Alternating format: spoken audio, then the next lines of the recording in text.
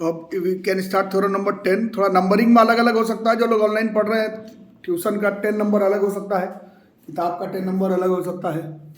Theorem number 10 जो है उसको हम लोग देखते हैं क्या लिख रहे हैं एनसीईआरटी में। तो ये कह रहा है एक लाइन सेगमेंट है जो कि दो पॉइंट को ज्वाइन करता है ऐसे।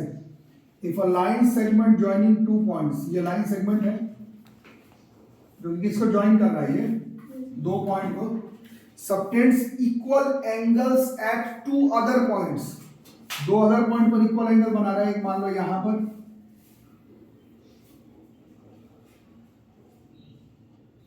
अलग समझ में ना, और एक line on the same side of the line, मतलब यहां नहीं बनाना, इसी के थ्रू कहीं और यहां पर बड़ा छोटा जैसे बना सकते हो, बट ये दोनों अगर बराबर बन रहा है,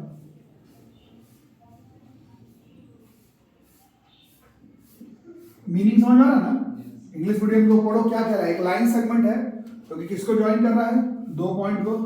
ये क्या बना रहा है, इक्वल एंगल। कहाँ इक्वल एंगल बना रहा है, कहीं पर भी, बट वो किस तरफ होना चाहिए, जिधर लाइन है उसी का साइड होना चाहिए, उसके अपोजिट साइड में नहीं आ सकता, ऐसा क्वेश्चन में लिख रहा है। तब तब तब तब तब तब तब तब हमें ये बताना है, ये जो चारों पॉइंट है वो कंपलसरी है कि वो एक सर्कल पर ही लाई करेगा। कंपलसरी है कि वो जो पॉइंट से चारों, वो कौन साइक्लिक होगा, कौन साइक्लिक मतलब वो एक सर्कल से ही पास करते हुए निकलेगा। कुछ आ रहा है समझ में?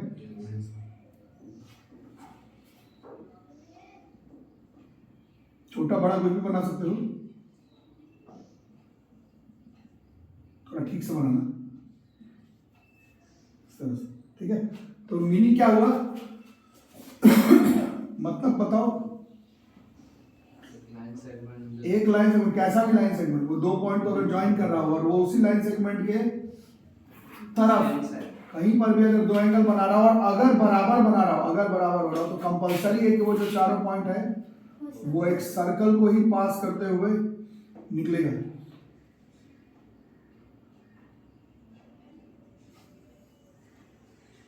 इस तरह से, ठीक है, समझ आ रहा है कुछ? थोड़ा बना लो अपने से इस तरह से, ठीक है।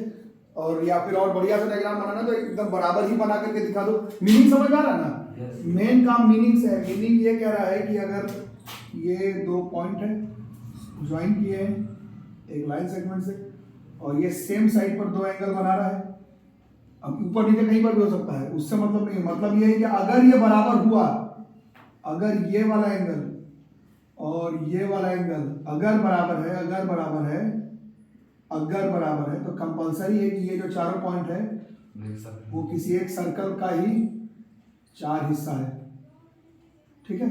और ऐसे सर्कल को ही हम लोग, ऐसे पॉइंट्स को ही हम लोग कौन साइक्लिक कहते हैं, चलेगा ना। कौन साइक्लिक का मतलब लिखा हुआ है that they lies on the same circle. बोलो समझ आ रहा है बात? अरे हाँ ना बोलो। इसको प्रूफिंग का जरूरत नहीं है, इसका एक्सप्लेनेशन का जरूरत है। इसका एक्सप्लेन, ये प्रूफिंग करने का आपको जरूरत नहीं है। इसका एक्सप्लेनेशन किस तरह से होगा, कल आप लोग एक नंबर थ्योरम नंबर 9 पढ़े थे, 9 मेरे ट्यूशन के हिसाब से 9 पे क्या कह रहा था, देख लो। Angles on the same segment are always equal, कल किए थे।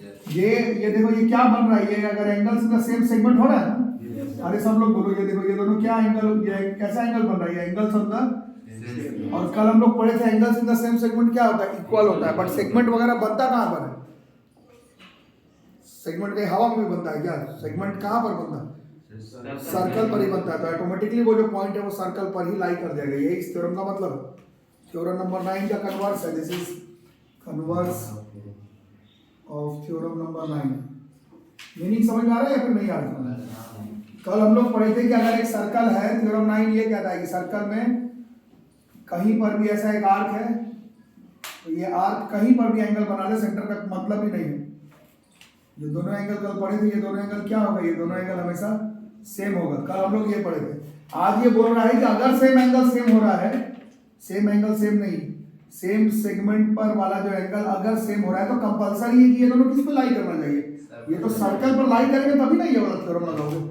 थ्योरम नंबर 10 का केवल यही मतलब है कि आज के बाद कभी भी दिख जाए कि कोई भी दो लाइन सेगमेंट, एक लाइन सेगमेंट दो पॉइंट को ज्वाइन करता हुआ, वो कभी अपने ही तरफ कभी भी इक्वल एंगल ऐसे बना रहा हो, कभी भी किसी भी क्वेश्चन में, तो समझ लेना इक्वल बनाना चाहिए।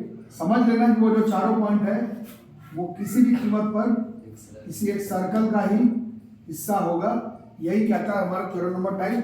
Theorem number 10, it does not require proofing, ये आपको समझाने के लिए बताया गया। फिर से बोलूँ आगे समझ में 100% क्लियर है? लिखो।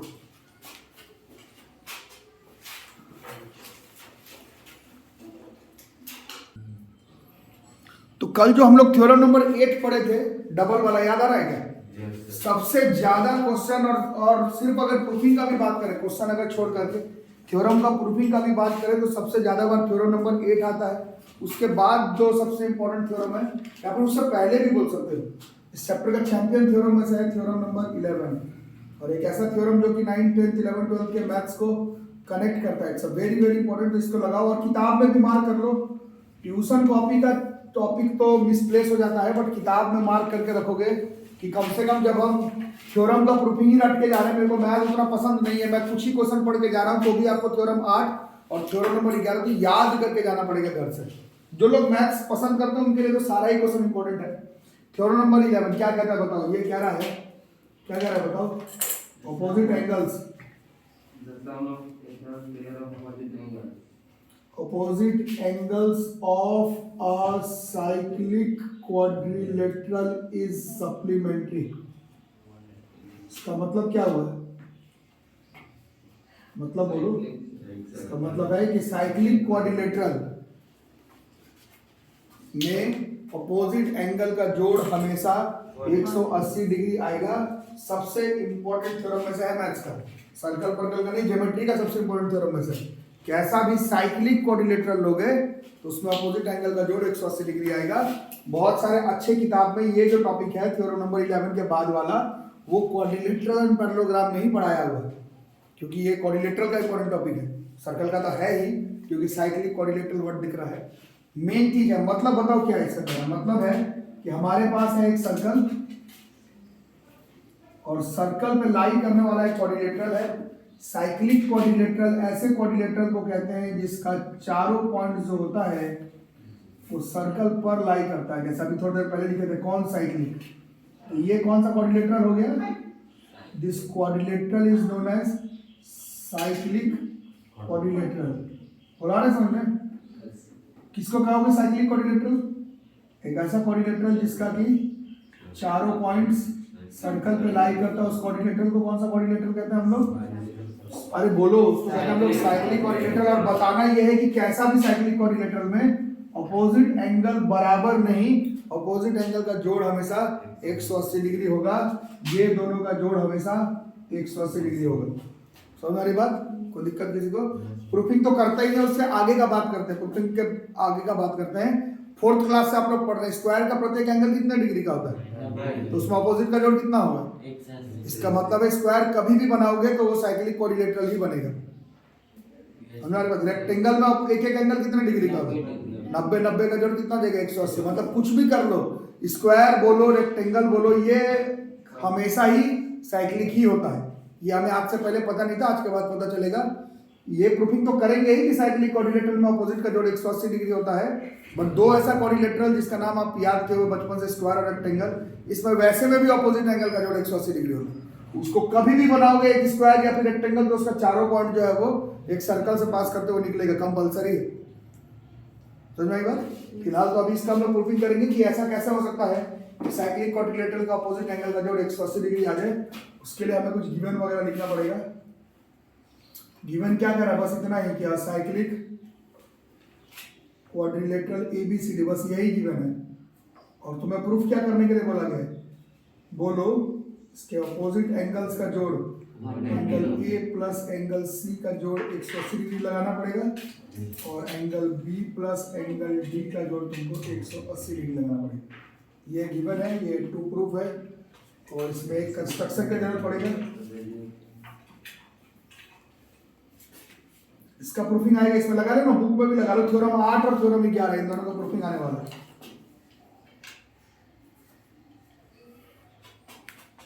सिर्फ डायगोनल्स को ज्वाइन करना है, ज्यादा मेहनत नहीं है, बट प्रूफिंग इसका टफ है actually.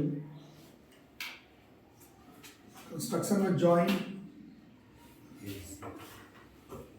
डायोगनल्स AC and BD given to prove construction proof। अब देखो तुम लोग लिखो मत, देखो अब थोड़ा अभी लिखना बंद कर दो, ये जरा टफ प्रूफिंग है।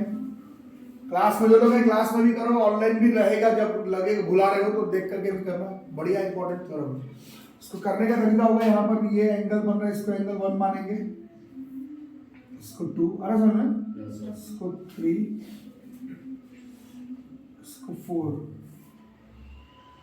ठीक है। अब शुरू करेंगे, देखो लिखना नहीं, सबसे पहले आप लोग बताएंगे एंगल 1 और एंगल 2 को ध्यान से देखो, ये दोनों बराबर आ रहा है, एंगल 1 और एंगल 2 अल्टरनेट नहीं, कल पढ़े इस चैप्टर का सबसे important theorem, angles in the same segment are equal. Alternate कहां से आ गया, अल्टरनेट पैरेलल लाइन में आता है, कहां पैरेलल होगा, पढ़ाई चल रहा है। ध्यान से देखो इस बार सीखो, ये थोड़ा मुश्किल है, बहुत लोगों को सर्कल टफ लगता है। इस आर्क को देखो, ये आर्क कल का थ्योरम नंबर 9 याद आ रहा है ना, क्या था अभी भी बोर्ड पे लिखा हुआ था, थ्योरम नंबर 9 यहाँ पर मैं साइड में लिख देता हूँ। ये अगर आर्क है तो ये कैसा भी एंगल बनाएगा सेम साइड पर बनाना चाहिए, वो दोनों एंगल क्या होना चाहिए, दोनों एंगल जो है वो सेम होना चाहिए। This angles in the same segment are equal, this is theorem number 9, कल किए थे ये, आ रहा समझ में। यहाँ पर देखो इस वाले आर्क को देखो, BC को देखना है, ये कौन कौन सा एंगल बना रहा है, ये बना रहा है एंगल 1, देखो इसी आर्क को दिख रहा है, और अब फिर से देखो ये कौन सा एंगल बना रहा है, एंगल 2, तो ये एंगल 1 और एंगल 2 बराबर जा रहा है, एंगल 1 और एंगल 2 बराबर जाएगा। और इसको थ्योरम नंबर 9 लिख करके कंफ्यूजन करने से अच्छा इसमें हम लिखेंगे angles in the same segment. और फाइनल रिवीजन के समय ये भी याद करना कि कौन सा आर्क की एंगल बना रहे हो, देखो कौन सा आर्क, 1 और 2 कौन सा आर्क बना रहा है, तो यहाँ पर आर्क BC लिख करके रखेंगे, नहीं तो याद ही नहीं रहेगा घर पर कि 1 और 2 बराबर कहां से आ गए। इसमें कोई दिक्कत है बोलो, ये थ्योरम 9 समझ में आता है सबको, थोड़ा टफ है मैं तो मान रहा हूँ, circle is a difficult chapter two tackle शुरुआत में। उसी तरह से एक और आर्क देखोगे आप लोग और बताओगे अपने से ही, CD आर्क को देखो, CD को ये कौन कौन सा एंगल बना रहा है, खुद से सीखना पड़ेगा। ये 3 बना रहा है, दिख रहा है, और कौन सा बना रहा है ये, देखो थ्योरम है, प्रूफिंग होता रहेगा, बट मीनिंग नहीं समझ पाए तो क्वेश्चन एक भी नहीं बना पाओगे। प्रूफिंग तो बाद में रट के भी हो जाएगा, मीनिंग ही समझ में नहीं है तो दिक्कत होगा। Angles in the same segment, पहले आर्क कंफर्म करना पड़ता है कि आर्क कौन सा है, उसके बाद ही एंगल देखना पड़ता है, ऐसे नहीं कि कहीं भी एंगल देख चले। आर्क कंफर्म करो, जैसे इसमें CD आर्क है, इसको देखोगे ये कौन कौन सा एंगल बना रहा है, यही आर्क को बस देखना है, ये 3 बना रहा है, और ये CD जो है वो ध्यान से देखोगे तो 4 बना रहा है। कोई दिक्कत अभी ना बोलो, दिक्कत है क्या, तो 3 और 4 जो है वो बराबर हो रहा है। इसमें भी सेम, ये एंगल्स लिखा हुआ था, पूरा ही लिखा।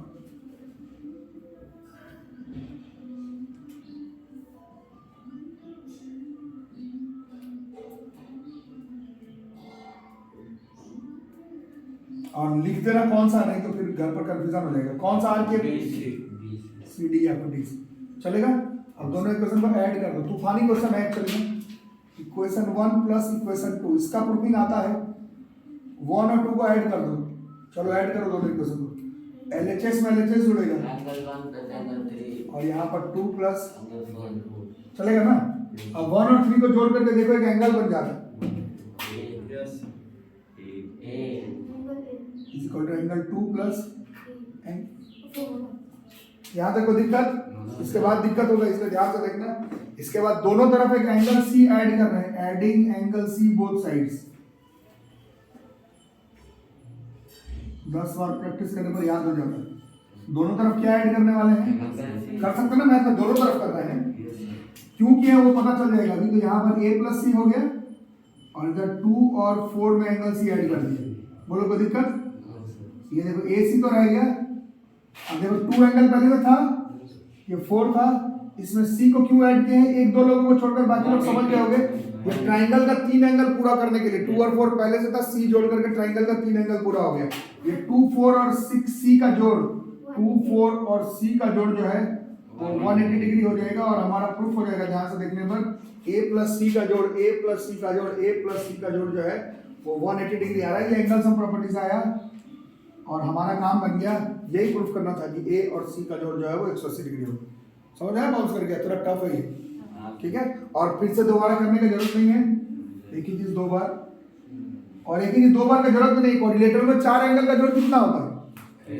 तो 2 का जोड़ 180 कर ही चुके हो, तो अब कुछ अलग से कुछ भी प्रूफ नहीं करो, जो बचा उसका जोड़ 180 ही होगा। Similarly angle B plus angle D बराबर, और ये आज के बाद सबसे इंपॉर्टेंट थ्योरम में से माना जाएगा जब तक मैथ्स के साथ तुम जुड़े हुए रहोगे, कि साइक्लिक कोऑर्डिनेटर में अपोजिट एंगल का जोड़ जो होता है वो 180 डिग्री होता है। इसका उल्टा भी काम करेगा। उल्टा मतलब कभी भी आज के बाद कोई कोऑर्डिनेटर दिख जाए जिसका अपोजिट का जोड़ कितना हो रहा हो 180, तो कंफर्म रखना कि वो जो चारों पॉइंट है वो कौन साइक्लिक ही होगा, वो सर्कल पर ही लाई करेगा। इसका सबसे बढ़िया 2 एग्जांपल आपको हमेशा याद करना है, स्क्वायर और रेक्टेंगल, क्योंकि उसमें सोचना भी नहीं है, क्योंकि एंगल ही 90 डिग्री है, तो जोड़ तो 180 आएगा, कंपलसरी है। तो स्क्वायर और रेक्टेंगल इज ऑलवेज साइक्लिक। ये आप इस प्रूफिंग के एंड में भी लिख सकते हैं, या आप इसमें अलग से रिमेंबर करके भी लिख सकते हैं कि स्क्वायर ले लो और रेक्टेंगल, ये दोनों शेप जो है वो ये हमेशा ही साइक्लिक ही आएगा किसी भी कीमत पर। कोई इफ एंड बट नहीं, कोई एंगल नहीं, कुछ नहीं, हमेशा ही साइक्लिक कोऑर्डिनेटर ही बनेगा। स्क्वायर और rectangle will always be cyclic. कोई दिक्कत? देखो इसका प्रूफिंग इंपॉर्टेंट है। 8 और 11 का प्रूफिंग आपको रट के जाना होगा। जिनको मैथ उतना पसंद नहीं है, मैथ उतना सीख नहीं पाते हैं, इंपॉर्टेंट ही जानना है, तो 8 और 11 का प्रूफिंग आने वाला है एग्जाम में। चलो आगे देखते हैं। थ्योरम नंबर 12 इसका ठीक उल्टा है, तो इसको प्रूफिंग का जरूरत नहीं पड़ेगा। थ्योरम 12 हमें सिर्फ लिख लेना है। थ्योरम नंबर 12 को आप नहीं, उल्टा है प्रूफिंग आपका। वैसे में भी सिर्फ 8 और 11 का ही आएगा, बट आना तो सब चाहिए। थ्योरम नंबर 12 पर वही स्टेटमेंट,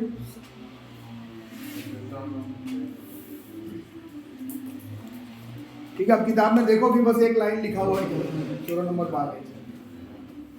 इसका ट्रूथ चेक किया जाता है, इसको प्रूफ नहीं किया जाता, ठीक है। देखो लिखा हुआ भी है, देखो if the sum of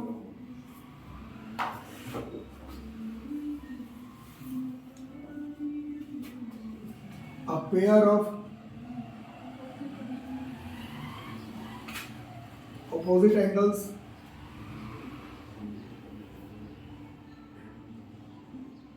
of a quadrilateral is 180 degree, then quadrilateral is cyclic। ठीक उल्टा है।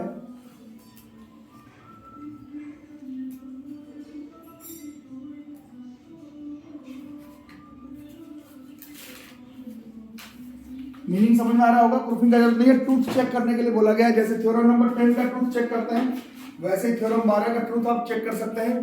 क्या बोल रहा है समझ में आ रहा है ना? कैसा भी कोऑर्डिनेटर हो उसमें यदि इफ वाली बात है,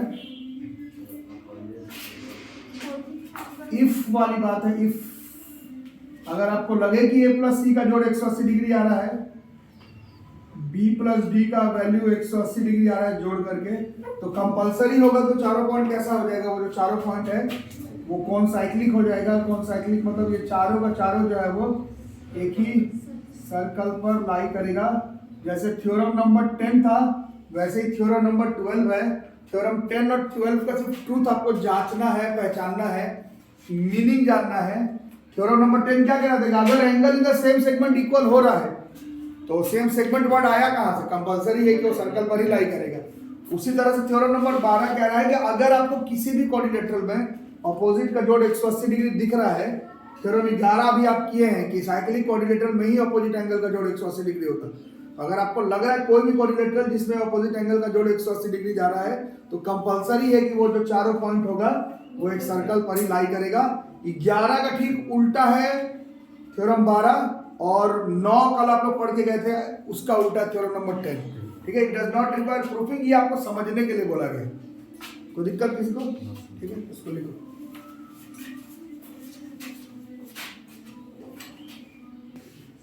तो ये सब आपका सारा थ्योरम हो गया इस चैप्टर का, है ना। तो थ्योरम का मतलब ही होता है जिसको प्रूफ करो बाद में अप्लाई करो। कम से कम थ्योरम नंबर 3 या थ्योरम नंबर 8 और थ्योरम नंबर 11 का आपको प्रूफिंग भी याद होना चाहिए। बाकी समझा हुआ भी रहे तो काम चल जाएगा, ठीक है। और आज का क्लास जो है वो साइक्लिक कोऑर्डिनेटर से रिलेटेड है। एनसीईआरटी का 2 क्वेश्चन हम लोग अभी करेंगे, जिसको कि कई साइड बुक में एज ए थ्योरम ही दिया हुआ है और हम लोग भी उसको एज ए थ्योरम ही ट्रीट करेंगे। एनसीईआरटी में वो एक्चुअली में 2 सवाल है, बट उसको हम लोग आज के बाद हमेशा ही थ्योरम जैसा ही ट्रीट करेंगे। ठीक है, समझ में आ रहा है ना बात? ट्यूशन आप कर रहे हैं मेरे पास, तो मेरे क्लास में जिसको थ्योरम हम लोग कंसीडर करेंगे वो आपको भी कंसीडर करना पड़ेगा। तो एनसीईआरटी में तो 12 ही है, बट हमारे हिसाब से थ्योरम नंबर 13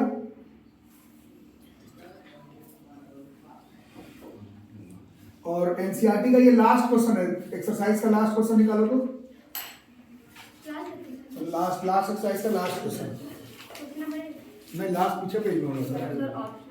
नहीं ऑप्शनल वाला। Prove that cyclic parallelogram is a rectangle. थोड़ा ऐसा लगा कि साइक्लिक पैरेललोग्राम हमेशा रेक्टेंगल ही होगा। Cyclic parallelogram is a rectangle। NCERT में एज अ क्वेश्चन दिया हुआ है, हम लोग इसका जो थ्योरम ही आज के बाद ट्रीट करेंगे। साइक्लिक पैरेललोग्राम का मतलब क्या हुआ आप लोग बोलो? साइक्लिक क्वाड्रिलेटरल भी होगा, चारों पॉइंट सर्कल पे लाई करना चाहिए, साथ साथ पैरेललोग्राम भी होगा। और तुम्हें प्रूफ करना है कि साइक्लिक पैरेललोग्राम हमेशा ही रेक्टेंगल ही है। पिछले चैप्टर में पढ़े थे, लिखते लिखते याद करेंगे। क्वाड्रिलेटरल को रेक्टेंगल प्रूफ करने के लिए क्या क्या करना पड़ता है? मिनिमम पहले पैरेललोग्राम वो पहले से ही दिया हुआ है, किसी एक एंगल को भी 90 डिग्री प्रूफ कर देने पर काम चल जाएगा। तो मेन मोटिव हमारा यही होगा।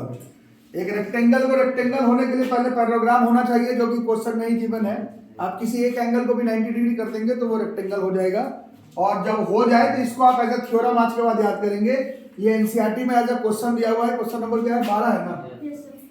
बट मेरे ट्यूशन में it will be used as a theorem. Theorem का मतलब ही यही होता है कि मैं किसी चौथे पांचवें क्वेश्चन में इस डेटा का यूज डायरेक्ट कर लूंगा, फिर तुम उस समय मत बोलते रहना कि ये तो थ्योरम नहीं था एनसीईआरटी में। It is used as a theorem in many questions. फिलहाल तो प्रूफ करने की जरूरत पड़ेगा। गिवन है हमारे पास एक साइक्लिक पैरेललोग्राम, मतलब सर्कल भी है और जो शेप है इसके अंदर का वो पैरेललोग्राम भी है, पहले से गिवन है। पैरेललोग्राम जैसा ही बना ना। इस बार ये गिवन है, इस बार दिस इज गिवन। गिवन क्या है? गिवन क्या है? गिवन क्या है? गिवन क्या है? गिवन क्या है? ABCD is a cyclic parallelogram है। ठीक, बार बार साइक्लिक पैरेललोग्राम है। तुमको प्रूफ करना है कि अच्छी बात है, साइक्लिक पैरेललोग्राम तो है ही, तुमको प्रूफ करना है कि रेक्टेंगल भी होगा। साइक्लिक पैरेललोग्राम तो है, बढ़िया बात है, तो प्रूफ करके दिखाओ कि रेक्टेंगल भी होगा। ठीक है, तो अभी हम लोग करते हैं। लिखना बंद करके थोड़ा बताओ। अभी आप लोग बता ही दिए, क्वाड्रिलेटरल को रेक्टेंगल होने के लिए उसका पैरेललोग्राम होना जरूरी है, वो पहले से दिया हुआ है। एज ABCD इज, मतलब पहला नंबर पर लिखेंगे ABCD इज अ पैरेललोग्राम, ये पहले से मेंशन है। ये पहला चीज हो गया। अब क्योंकि ये साइक्लिक क्वाड्रिलेटरल है, अब उसका कॉन्सेप्ट का यूज कर लें। कल का एक और आज लगभग 1 घंटे से आप लोग पढ़ रहे हैं। साइक्लिक क्वाड्रिलेटरल में अपोजिट, बोलो बैठे नहीं करने का, साइक्लिक क्वाड्रिलेटरल में अपोजिट एंगल का जोड़ हमेशा उसका इस्तेमाल करते हैं। तो ध्यान से देखेंगे तो angle A plus angle C का जोड़ जो होगा वो 180 डिग्री होगा, क्योंकि ये साइक्लिक क्वाड्रिलेटरल दिया हुआ है। बोलो आ रहे समझ में? बट पैरेललोग्राम भी तो दिया हुआ है। पैरेललोग्राम का एक खास खूबी हम लोग 5 क्लास से पढ़ते चले आ रहे हैं कि एंगल A और एंगल C बराबर होगा। पैरेललोग्राम में ऑपोजिट एंगल्स हमेशा इक्वल होता है। Is opposite angles of a parallelogram.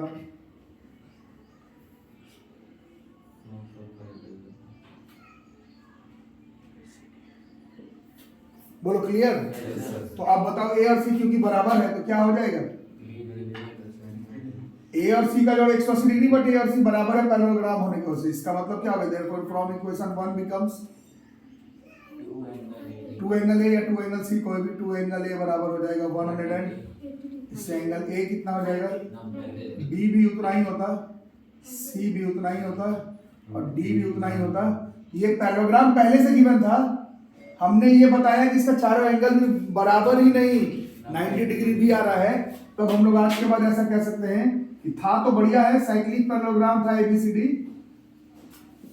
Cyclic parallelogram तो था ही, और आज के बाद याद रखना है कि वो हमेशा रेक्टेंगल भी होगा या वाइसे वर्सा, रेक्टेंगल हमेशा एक साइक्लिक पैरेललोग्राम होगा, ये भी आप याद कर सकते हैं। साइक्लिक पैरेललोग्राम हमेशा रेक्टेंगल होगा, या फिर कैसा भी रेक्टेंगल तुम बना लो वो हमेशा एक साइक्लिक पैरेललोग्राम आएगा। ठीक है, देखो दो कॉन्सेप्ट का यूज करना है इसमें, साइक्लिक पैरेललोग्राम। तो पैरेललोग्राम का भी इस्तेमाल किए हैं, पैरेललोग्राम का यूज कहां पर किया हो, अपोजिट एंगल बराबर करने के लिए। और साइक्लिक का कॉन्सेप्ट का इस्तेमाल कहां किया, अपोजिट का जोड़ 180 डिग्री वाले। और एक और शेप याद करेंगे, ये भी एनसीईआरटी में एज अ क्वेश्चन दिया हुआ है ट्यूशन रूम में, it will be treated as a theorem.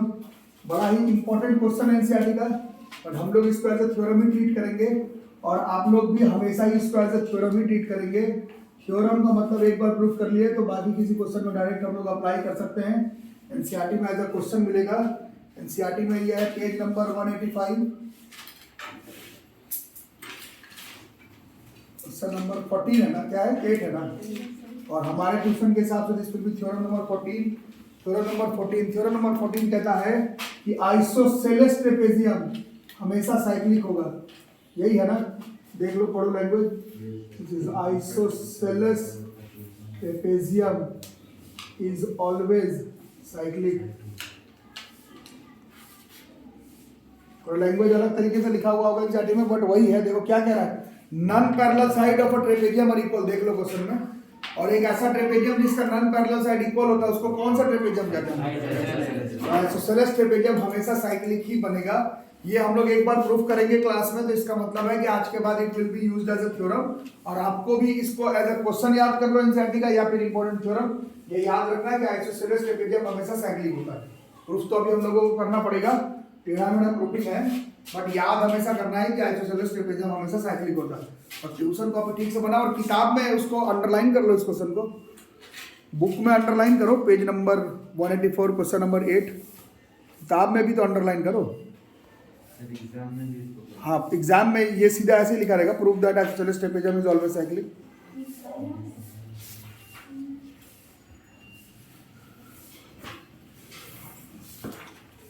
क्या एग्जाम में आ रहा है, एग्जाम में आ रहा है, एक ही बार करते हो, बार बार तो बता रहा हूँ। पीरियोडिक टेस्ट वगैरह में कोई नियम कानून फॉलो नहीं होगा, जो एक्सरसाइज का क्वेश्चन है सब आएगा। आपका जो टर्म 2 में टर्म 1 में नहीं फॉलो हुआ और कुछ भी पूछ लिया, खैर उस पर मैं डिस्कशन नहीं कर रहा। साइक्लिक कोऑर्डिनेटर, साइक्लिक का कॉन्सेप्ट जब भी हमें सीखना है तो यहाँ तक पूरा सीखना है, ठीक। तो आइसोसेलेस ट्रेपेजियम मतलब हमारे पास क्या है, आइसोसेलेस ट्रेपेजियम है। आइसोसेलेस ट्रेपेजियम ऐसे ट्रेपेजियम को कहते हैं जिसका कि नॉन पैरेलल साइड जो होता है वो इक्वल होता है ना।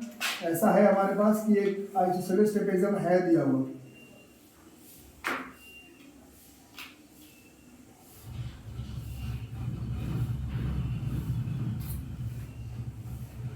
आइसोसेलेस ट्रेपेजियम मतलब ये दोनों इक्वल है, तो गिवन वगैरह लिखेंगे।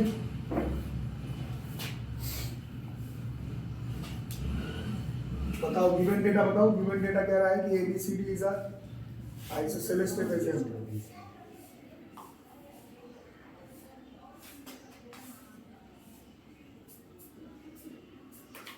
और आइसोसेलेस ट्रेपेजियम ऐसे ट्रेपेजियम को कहते हैं जिसका कि नन पैरेलल साइड इक्वल होता है। तो हमारे डायग्राम में कौन है नन पैरेलल साइड, AD और BC जो है वो इक्वल है।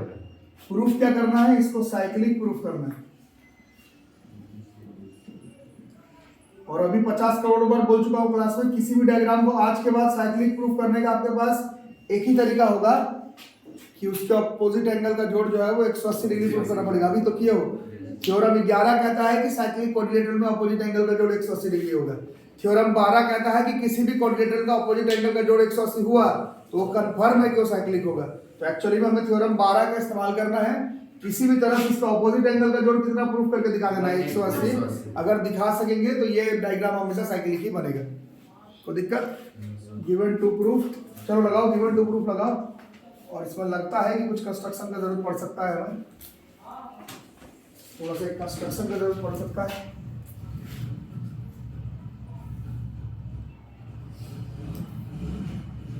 कंस्ट्रक्शन हम लोग करेंगे, ये एक पॉइंट है, ये एक लाइन है, इस पॉइंट से एक लाइन पैरेलल बनाने वाले हैं। This is our construction unit ABCDE। इस कंस्ट्रक्शन का हमें जरूरत पड़ने वाला है। कंस्ट्रक्शन में किया है draw BE parallel to AD। BE को एडी के पैरेलल बनाना है, ठीक है। इसके बाद इसको प्रूफ करना स्टार्ट करेंगे। कर लिए याद है क्या? करते रहो, लिखते भी रहो, क्योंकि ये वाला प्रूफिंग थोड़ा टफ है।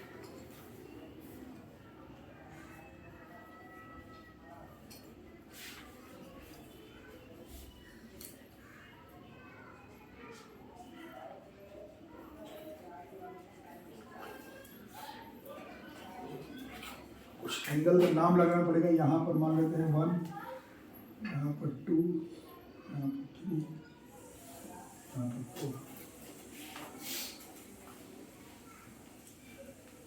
देख लो या फिर एक बार कर लेते हैं हम। सबसे पहले देखो कैसे कैसे होगा। प्रूफ के हिसाब से, हमारे कंस्ट्रक्शन के हिसाब से, according to our construction, ABED क्या बन गया?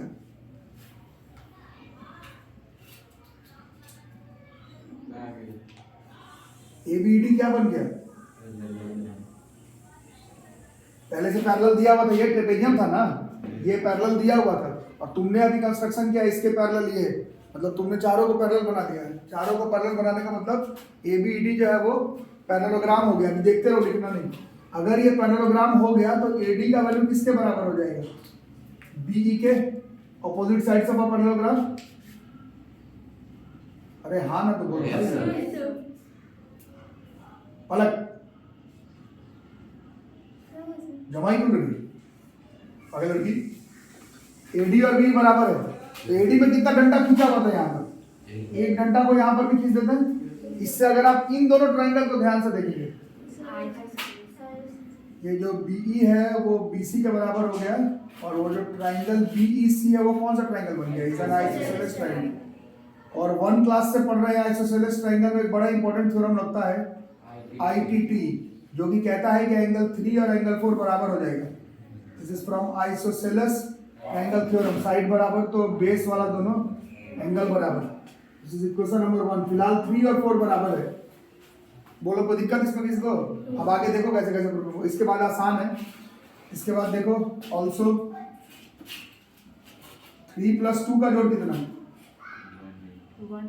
कारण चलेगा ना? बट अभी जस्ट 3 को तो 4 के बराबर किए वो। एज एंगल 3 बराबर एंगल 4, देयरफॉर इक्वेशन 2 बिकम्स, बोलते रहो। किया तो तुमने 3 और 2 को 180 डिग्री है, बट 3 एक्चुअली में 4 के बराबर है, तो तुम्हारा 4 और 2 का जोड़ जो है वो 180 डिग्री हो जा रहा है। यहाँ तक कोई प्रॉब्लम है क्या? और क्योंकि ये तुम पैरेललोग्राम प्रूफ करके बैठे हुए हो, इसको पैरेललोग्राम प्रूफ किया हो ना, एंगल 1 किसके बराबर हो गया? Angle 2। This is from opposite angles of a parallelogram.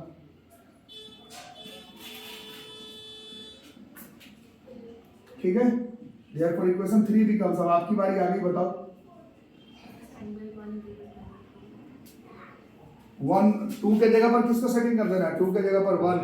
Equation 3 क्या बन जाएगा? Angle 4 + angle 1 is equal to, ध्यान से देखोगे तो इसका नाम C है, इसका नाम A है, मतलब एंगल A + एंगल C का जोड़ जो है वो 180 डिग्री आ रहा है। आज 1 घंटे से यही पढ़ रहे हैं कि किसी भी क्वाड्रिलेटरल में ऑपोजिट एंगल का जोड़ अगर 180 डिग्री आ गया तो कंपलसरी होगा। सिमिलरली करके ये भी लिख देंगे कि सिमिलरली ये B + D भी कितना हो जाता? 180 डिग्री। और आज के बाद हमेशा ही याद रखना कि कभी भी किसी क्वाड्रिलेटरल में ऑपोजिट एंगल का जोड़ अगर आप 180 प्रूफ कर पा रहे हो तो कंपलसरी होगा कि वो जो डायग्राम होगा वो एक साइक्लिक डायग्राम होगा। चलेगा? ठीक है। और थिंग्स टू रिमेंबर में क्या लिख लेंगे हम लोग? थिंग्स टू रिमेंबर में बताओ, थिंग्स टू रिमेंबर में, थिंग्स टू रिमेंबर में बताओ बॉस। थिंग्स टू रिमेंबर में, थिंग्स टू रिमेंबर में बताओ।